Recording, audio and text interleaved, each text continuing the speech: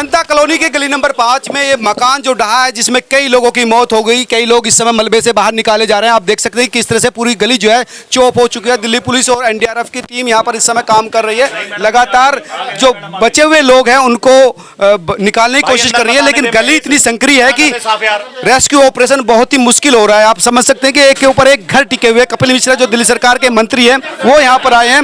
उन्होंने कहा कि जिस लापरवाही के साथ यहाँ पर कंस्ट्रक्शन किया गया था वो आपराधिक कार्य था। और देख सकते हैं कि रेस्क्यू कार्य भी यहाँ पर जो है छोटी छोटी ट्रॉली के जरिए करा जा रहा है, क्योंकि यहाँ से ना कोई गाड़ी जा सकती है, ना कोई ट्रक आ सकता है, ना कोई बड़ी व्हीकल यहाँ पर मूवमेंट कर सकता है। इसलिए हाथों के थ्रू ही यहाँ पर काम हो रहा है। और एनडीआरएफ की जो टीम है, एनडीआरएफ इंडिया, वो यहाँ पर काम कर रही है लगातार। दिल्ली पुलिस के जवान हैं यहाँ पर जो घटना के स्थल पर समय से ही है। आइए आप बाहर चलते हैं। ठीक है मैडम, ये लोग हैं जो कह रहे हैं कि यहाँ पर किसी भी बिल्डिंग में कभी भी कुछ भी कोलैप्स हो सकता है, इसलिए थोड़ा सा मूवमेंट आप थोड़ा रेस्ट्रिक्टेड रखिए। तो हम आपको हटिए मैडम, आप हट जाइए, रास्ते से हट जाइए। तो ये चीज़ें मैडम हटिए ना, बता रहे हैं ना, हट रहे हैं ना।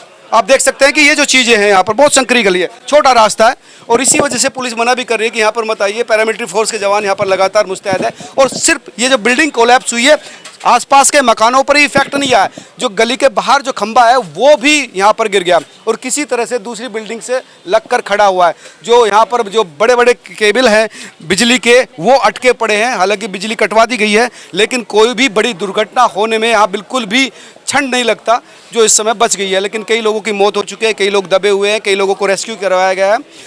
फर्स्ट फ्लोर पर जो लोग थे वो दबे हैं, सेकंड पर जो थे वो बच गए हैं। और आप देख सकते हैं कि धीरे धीरे करके थोड़ा थोड़ा मलबा निकाला जा रहा है, क्योंकि कोई भी बड़ा व्हीकल जो है अंदर नहीं जा सकता। इस खंबे को भी इस तरह से हाथ से इसके जड़ से निकालने की कोशिश कर रही है ताकि आराम से इसको निकाला जा सके।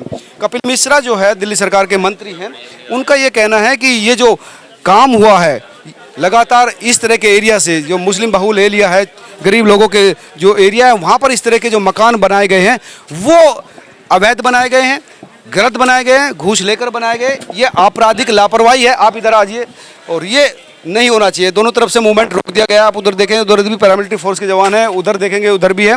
तो क्रॉस रोड करके यहाँ पर बंद कर दिया गया मूवमेंट, और तमाम लोग यहाँ पर इस समय यहाँ पर है। आइए मैं आपको दिखाता हूँ कि जो ईदगाह है, यहाँ पर एनडीआरएफ की टीम है, एम्बुलेंस यहाँ पर है, और मलबे को इस तरह से यहाँ पर एक एक करके, एक एक ईंट कह सकते हैं, मिट्टी यहाँ पर लाई जा रही है। और यहाँ पर जो इलाके के लोग हैं वो इस समय यहाँ पर इकट्ठा हैं। नगर निगम के वरिष्ठ अधिकारीगण भी यहाँ पर हैं, एनडीआरएफ की टीम भी यहाँ पर है।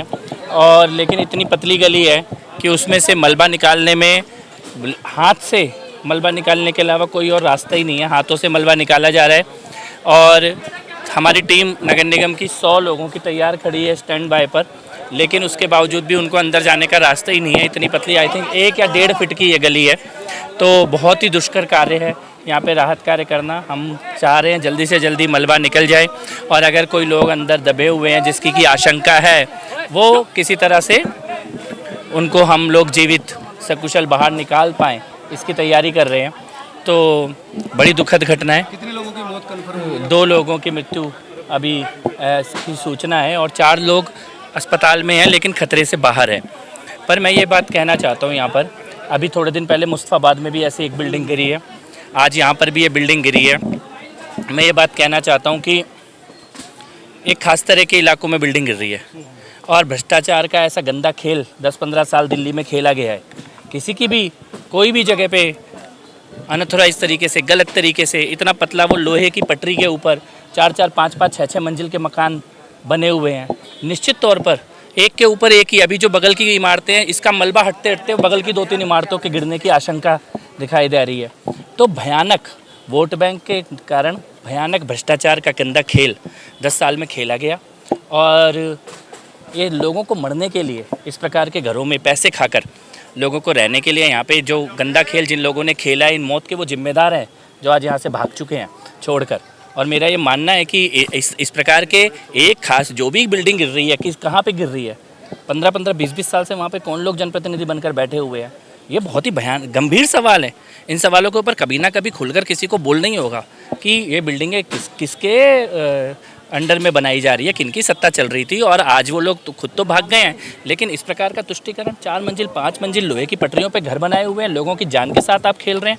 बहुत ही शर्मनाक है और मुझे लगता है गंभीर इसकी जांच भी होनी चाहिए और अपराधी चाहे अधिकारी हो चाहे पीछे से बैठा हुआ कोई नेता हो, 100% जाँच करें। बहुत देर हो रही है बॉडियों को या बंदों को निकालने के लिए, बहुत देर हो रही है। इसलिए पब्लिक जो है, जो आस पड़ोस है, वो कह रहे बहुत लेट हो गया। जो हल्की फुल्की सांस होगी वो तो अंदर दब के मर जाएंगे। इस वजह से ये पब्लिक भड़क रही है और कुछ नहीं है, क्योंकि ये कह रहे हैं हमें जाने तो हम निकालेंगे जल्दी जल्दी। ये इसीलिए जा रहे हैं अंदर। सुबह से ये टाइम हो गया, देखो जो हम लोगों ने निकाल लिए अंदर से, वो निकल गए। अब देखो टाइम वक्त देखो क्या हो रहा है, सुबह 7 बजे से ये टाइम हो चुका है, अभी तक सिर्फ 4 आदमी जो हम लोगों ने निकाले वही निकले हैं। हाँ। इन लोगों ने अभी तक कोई कार्रवाई नहीं करी है, बस खाली क्या फोटोग्राफी चल रही है, बातें चल रही हैं, इसके अलावा कुछ भी नहीं चल रहा। हमें भेज दिया कि आप जाओ, अब हम आ गए, हम निकालेंगे, ये बात है। और फिर से जो स्थानीय लोग हैं उनकी मदद इस समय एनडीआरएफ की टीम, पुलिस की करने के लिए अब हम फिर लोग खड़े हो रहे हैं सारे के सारे। आप भी रहो, आपके बिना कोई काम नहीं होगा। आप भी रहो। एक्चुअली जगह बहुत संकरी है, किसी और की भी जान ना जाए, इसलिए एनडीआरएफ को बहुत खतरा भी है। मकान डैमेज हुए हुए, 4 मकान डैमेज हुए हुए हैं। पुलिस का काम भी लोगों को भी बचाना है ना। हाँ, 4 मकान डैमेज हुए हुए हैं, सामने का, इधर का बहुत डैमेज हुए हुए हैं।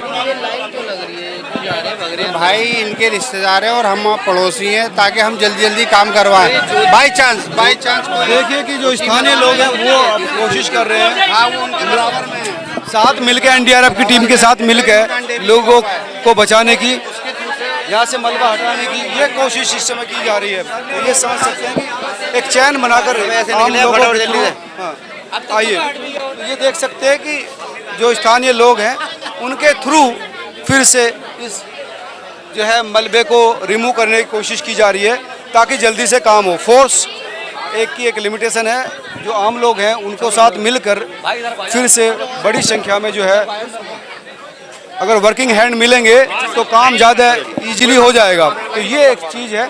अब फिर से एक चैन बनाने की कोशिश है कि जिस तरह से लोग यहाँ पर बच सके, मलबा ज़्यादा से ज़्यादा निकल सके। तो ये कोशिश इस समय यहाँ पर की जा रही है।